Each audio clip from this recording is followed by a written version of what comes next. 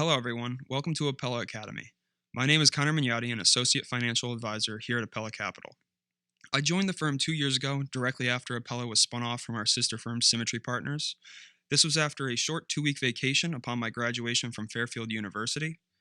For those of you who I haven't had the pleasure of speaking with in the past, my primary role here is to work to create, update, and present all client financial plans, as well as introducing all of our clients to the different software solutions we have available, providing custom one-on-one tours of each system. This webinar will be on the 5 ways to get a head start on your financial future, which is the 8th installment of Apella Academy. Apella Academy is our way of starting discussions on a variety of financial topics for our clients and their families as well. We always say the best investor is an educated one, which is why this topic is being discussed tonight. Many of you watching this have asked us about the best ways to set your children up for their financial futures. We love hearing feedback and suggestions for future Apella Academies, so please let us know if you have a topic you want us to cover in the future. Thank you for joining me, and let's begin. Tonight, we want to start the process of creating a financial plan and budgeting enough money to live comfortably in retirement. I want everyone to get off the call tonight and to reassess where they are in their financial lives in order to see if you are on track. If you have any question at the end, whether you are on track or not, please reach out to me, and I'm more than happy to help you put everything into perspective and begin the financial planning process with you.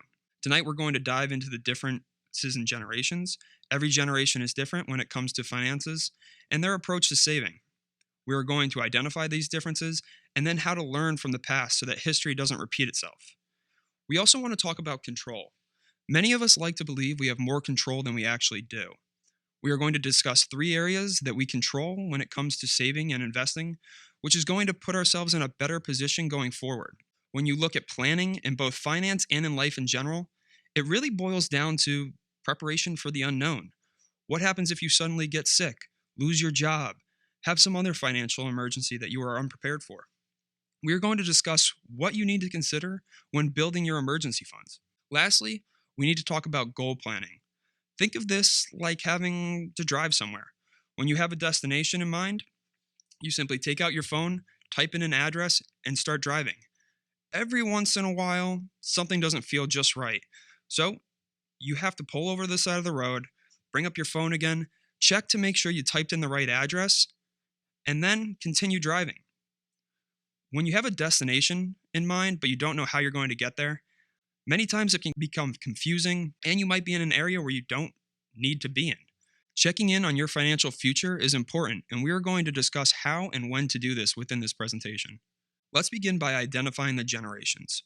The baby boomer generation was born anywhere from 1946 to 1964, aging from 70 to 52. Generation X was born anywhere from 1965 to 1980, aging from 51 to 36. Lastly, Gen Y, 1981 to 2000, aging anywhere from 35 to 16 years old.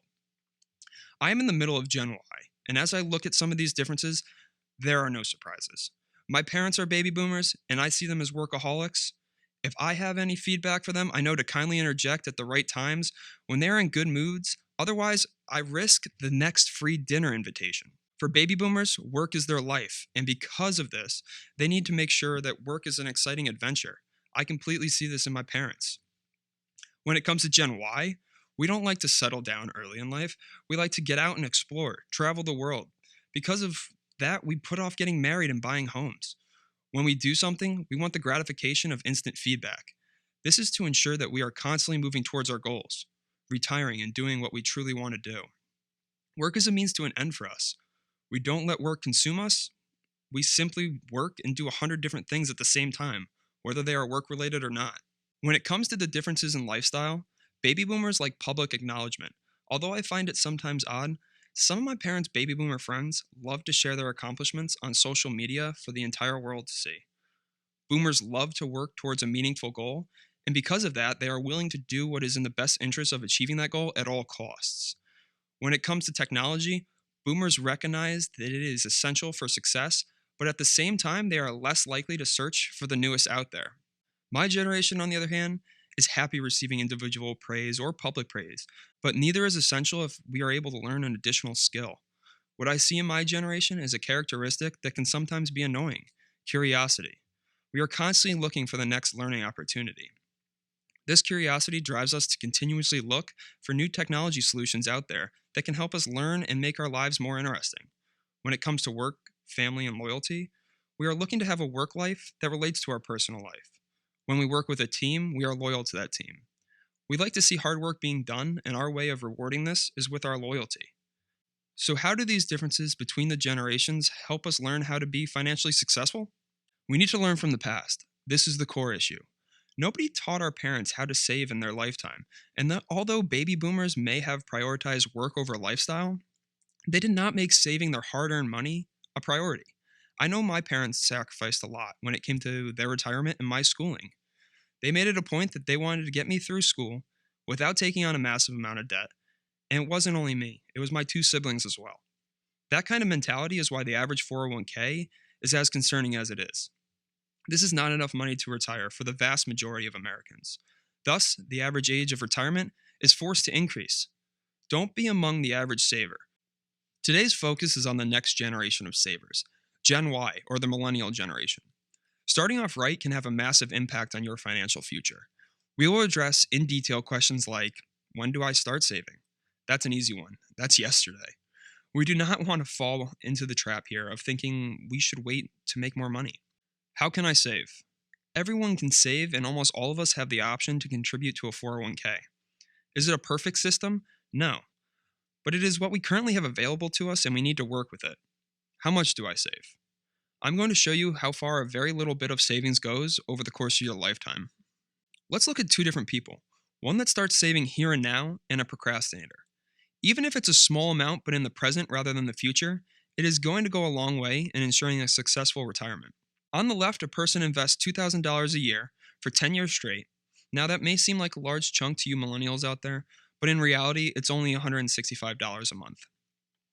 After 10 years, their total investment is $20,000, and when left alone, no distributions taken, with an 8% growth, that person will have a total of $145,000 in their account. A little can go a long way. Now let's look at the right side of the bar graph. Someone who procrastinated with their savings. 10 years goes by with no savings whatsoever.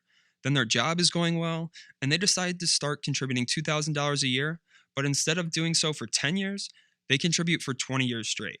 This brings them to the same time frame of 30 years that we saw on the left side of the graph, but with double the investment and only 2/3 the value. Now, how does this happen? The time value of money is a very powerful concept, especially when your money is invested properly. I have always liked the saying, put your money to work for you. Starting here and now and letting your money work for you over the long term pays off. We will explore how to make this happen. Here, we see the same concept, but with the added point of consistency over 20 years. This is all in the way you approach investing. Do you tuck your money under the mattress, or do you invest it? We are simply looking at a savings of $50 per month and the potential value of putting your money to work for you.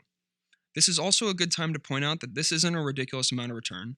This is a moderately aggressive portfolio, which makes this a realistic scenario which anyone can achieve if they are willing to invest in the market. Back to the numbers. So what we see here is $600 a year savings, then being invested. You have an additional gain from your investments of $36 in year 2. You stay invested, and the next year you receive an additional amount of growth coming to $110. As you can see, as you go down the balance with return column, these numbers start to add up. Remember, this is only adding $50 per month for a total of $600 per year. This is the equivalent of eating at home instead of going out twice in a given month. $50 is not a hard dollar amount to save per month and can be found in many ways. The power of compounding is what can put your retirement savings over the top and push you in the right direction for a successful financial future. So we know now that we want to save, but how do we approach starting to save? If you were like me, I simply started by Googling. It's like any question you have in life that you want an answer to. If I have a cough, I Google it. I wind up on WebMD, and just like that, I find out I have 3 weeks to live. Now, more than likely, when you Google, how do I start saving, you have to wade through hundreds of results, but will more than likely wind up on mint.com. This is an online account aggregation system that helps people create a budget. Now, this is not a bad option for those who want to go at it alone, but you have to ask yourself, is there more out there? We know Gen Y wants to have the biggest and best technology, so let's explore the options. This is where we come in. For many of you on the call, this may look very familiar. This is where we like to begin with our clients who look to have a one-stop shop for all their financial information, which can be accessed on your computer, tablet, or even smartphone. What we have here is our financial planning software. We aggregate all your accounts, assets, and liabilities for you on one screen, and then look at areas where we can help increase your chances of financial success. Usually this begins with the hardest part, budgeting. This is the part that no one enjoys, but it is essential for your financial future. It is kind of like having a root canal done at the dentist. It starts as an annoying pain, which you can live with, but you know you have to have it drilled, and that is going to be 10 times more painful than what you are experiencing now. But in the long run, you are going to save yourself a lot of pain and aggravation, so it makes it worthwhile. The hardest part when it comes to a budget is getting one started. Let's get one started. Budgeting is where I come in particular. This is my area of expertise within our software and where I spend a lot of my time going over with our clients. For those of you on the call today, I want to show you how we make budgeting easier. First, we help you link all your accounts to the system and the software starts creating a budget for you. This will begin with this, broad categories, to see where your money is being spent. Once we establish a baseline budget, I come in and we start to analyze the data together. Then we begin the real hard, annoying part of budgeting, taking a deep dive into where all the money goes per category. We will make sure you are prioritizing within your budget properly and understanding how to create goals for certain categories moving forward based on your past spending habits. That deep dive takes us to this point. Here we will start to set up allowances for each particular category. Once we take a look at your spending habits and establish an accurate budget, we will discuss areas that we can save additionally and what can be done with the cash that is available after all expenses are taken out. Before I move on to the next slide, I want to make sure that you are aware that this is only a small portion of the overall tool we are seeing. The tool offers cash flow analysis, investment and liability reporting, secure solutions for document storage, and many other great tools that are all at your disposal through us. The reason I am focusing so much on the budgeting tool is because that is what's most relevant to today's discussion. So we've established a budget, and now know, or hopefully know, through our budget, that we have a few extra dollars at this point. So what do we do with it? Well, you really only have two options, to save it or to spend it. Let's see what the benefit can be of saving it within your 401k. Remember, earlier, how we looked at the average 401k balance? That average is small because of three things. People didn't save early, they didn't save enough to catch up, and lastly, they didn't invest in a way that fit their goals. Let's take a look at how a small change to your savings amount can help fix the problem we are seeing with the generation ahead of us. Let's say you're a 25-year-old making $50,000 and were to up your contributions to your 401k by 2%, bringing your total contribution to 8%. The difference in your paycheck would be a whopping $27. It is more than likely you won't even notice a small change. But now let's look at the effect that this unnoticeable change can have on your 401k over the course of your working years. Let's see if a little truly goes a long way. What we have done is graph the growth of these contributions along with your employer contributions, an investment growth rate of 7%. As you can see, that $27, which is like the difference in not stopping to get a Dunkin' Donuts coffee every day on your way to work. Instead, you make your coffee at home, get to work early because you skip the drive-thru, and maybe even get promoted because you're getting more work done. Oh, and on top of that, there's $300,000 more in your retirement fund. Now remember, this is the difference in a paycheck of $27. That's it. Is making the effort to walk down and go speak to your HR department about changing your 401k contributions now worth it? Now we know we can save, and we know we want to save. But now we need to speak about the investment options and how to save the proper way. For me, that starts with what is in our control: risk, fees, and taxes. Everything else is completely beyond your control, despite what people on CNBC, Money Magazine, or your next door neighbor tell you. When you look at risk, let's start with a definition. Risk is market volatility. It is the ups and downs in a stock, mutual fund, or bond throughout the course of time. A big issue that the previous generation faced is that they didn't understand risk. The tech stocks in the late 1990s, the credit and housing market in 2008. When you don't understand the risk of what you own, you risk losing it all. Next, taxes. Some investment vehicles like 401ks and IRAs have tax advantages. Certain types of investments can be tax inefficient. We won't worry about this here because we are speaking to savings and retirement accounts, but I wanted to make you aware that there is a potential tax consequence of owning certain mutual funds or stocks within your accounts. In investing, fees are incredibly important. For every dollar worth of fee, you need an extra dollar worth of return to make up for that. And in a world where fees are incredibly cloudy, it is very important to take a good look into your investment options before investing. This is something that we can help you with, whether you are looking at a retirement account or not. We know what we can control. Now we need to look at what is available. Here are the most common available options when you begin investing. Tonight we are going to focus on mutual funds because it is a primary investment vehicle within retirement plans. You can choose between any of these to create a custom portfolio that suits your needs, but what are your needs and how do you know what the risk is associated with each of these? Well, let's review briefly each option. Stocks. There may be 30,000, 40,000 globally. No one can do all the research out there to make sure that you're buying the right one. At the end of the day, what is the stock market? It is a group of buyers and sellers that all have access to the same information. Some people interpret that information in a positive way, some people in a negative way. Either way, the information is the information. Our biases are what make us believe it is a buy or a sell. If I read the available information and believe it is a buy and someone else believes it is a sell, only one of us can be right. Yes, owning stocks like Google and Apple are sexy, but you want to make sure that these are going to fit into your account so that you are not setting yourself up for failure. Investing is not supposed to be sexy. You think there are a lot of stocks out there. There are just as many, if not more, bonds out in the world today. Do you remember what your grandmother said? Don't put all your eggs in one basket. Owning one bond or just one stock is risky, and that is why mutual funds were created, for diversity. Now, there are over 10,000 mutual funds in the world, so we are back to the same problem. How do we choose? How much does the fund cost to manage? How is the fund invested? Mutual funds are advantageous to own over stocks and bonds, but you can never take away all the risk. Your retirement plan where you work may offer you 20 mutual funds. They may all be good, or maybe only 2 are good. We can help you choose the funds that best fit you as you strive to hit your goals in life. We know that fees are a part of life, but the key is to limit them. It's money back in your pocket. There are a lot of fees out there. Every mutual fund has them. Here are a few that you should be aware of.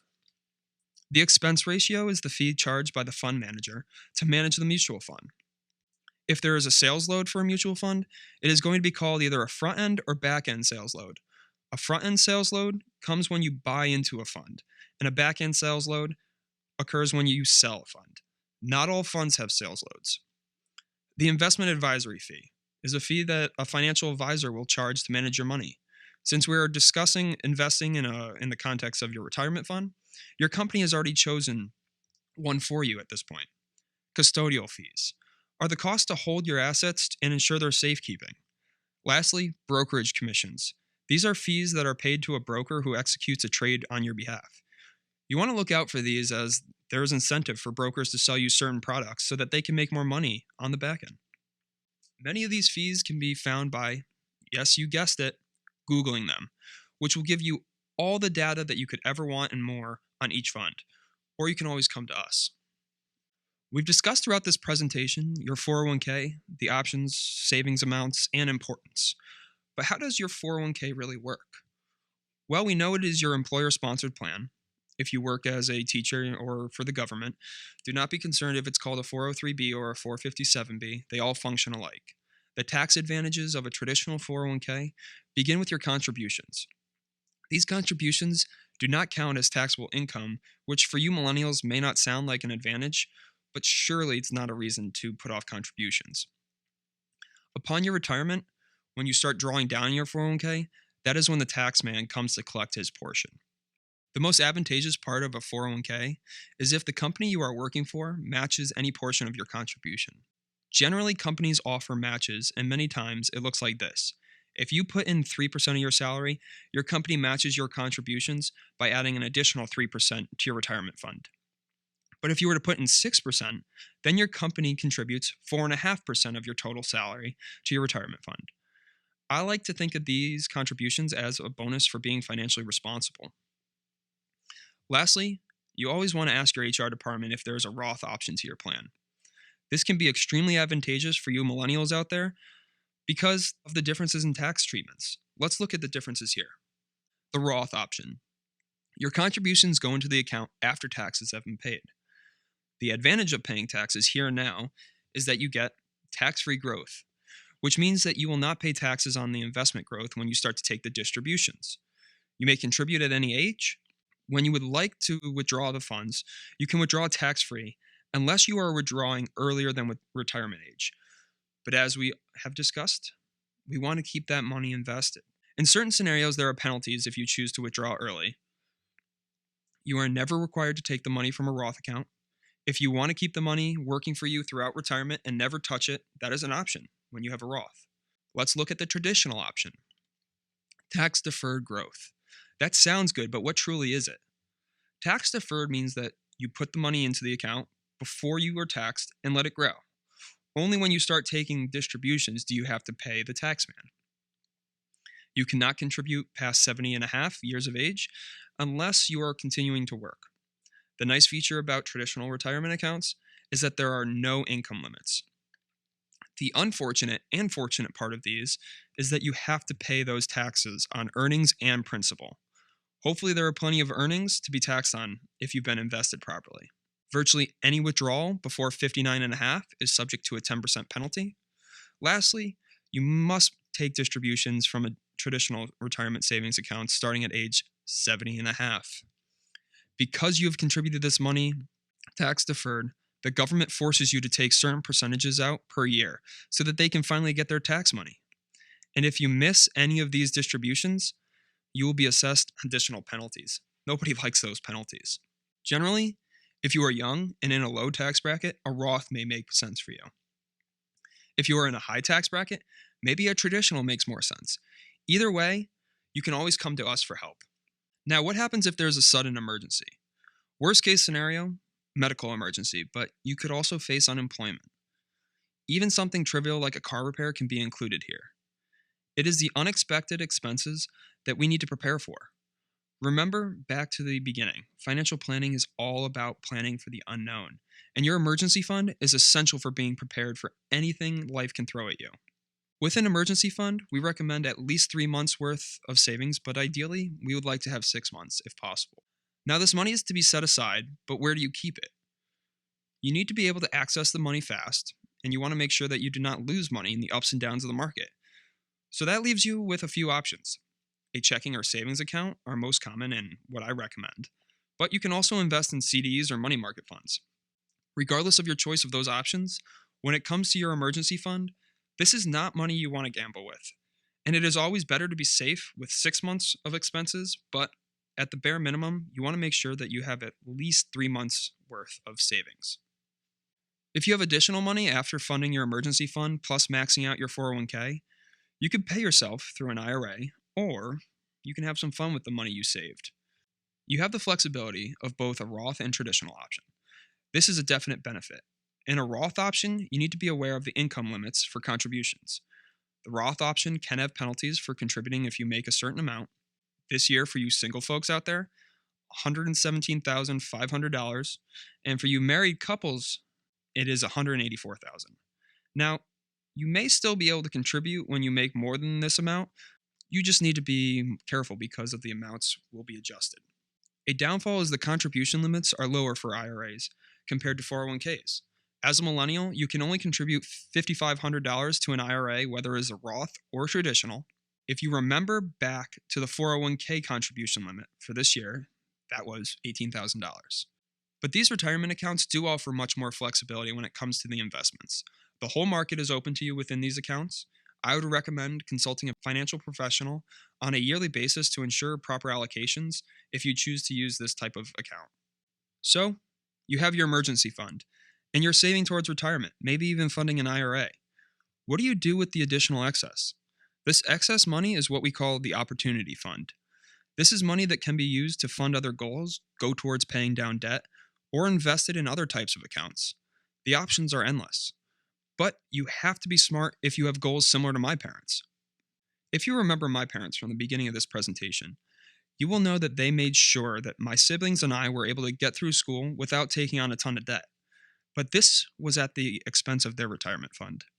If you are going to have the same goal as them, there are account types that you can contribute portions of your opportunity fund to that have certain tax advantages.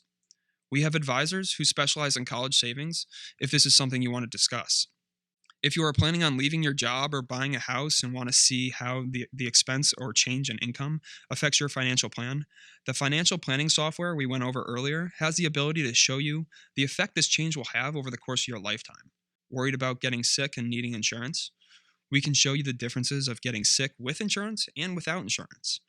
The whole point of establishing goals and working with us is to make sure that you are in the best position to reach those goals. This leads us to smart planning. You want to look at what you're making, what you are spending, and the areas you can save and how to save the additional. We work with all of our clients to create these financial plans. We then set up a review schedule to make sure that we are revisiting these plans and making sure that they are on the right track to reach all the goals. If you are taking a stab at this alone, I would recommend that you revisit your financial plan at least annually. Quarterly or monthly would be better, but certainly no longer than a year should go by without revisiting your budget, savings amounts, and your financial plan. If you are on track and have additional money, maybe now is the time to reward yourself and take that trip you've been wanting to take. Rewarding yourself for being financially responsible is important. So let's recap. We know the importance of saving early and often. We want to avoid the trap which the generation before us is currently in. We want to take advantage not only of what we control, but the resources that are available. Use us as a resource as you choose your 401k allocations and continue to save. Don't be scared to invest. It can be overwhelming, but that is what we are here for. Create a plan that works for you and make sure you stick to it. It's never too late or too early to begin the financial planning process. Don't be discouraged if you haven't started yet. What is important is that you just start. Once again, thank you for taking the time to join me. If there are any questions that pop up in the future, please do not hesitate to reach out to me or go to our website at apellacapital.com. I'd be happy to help you. Thanks again.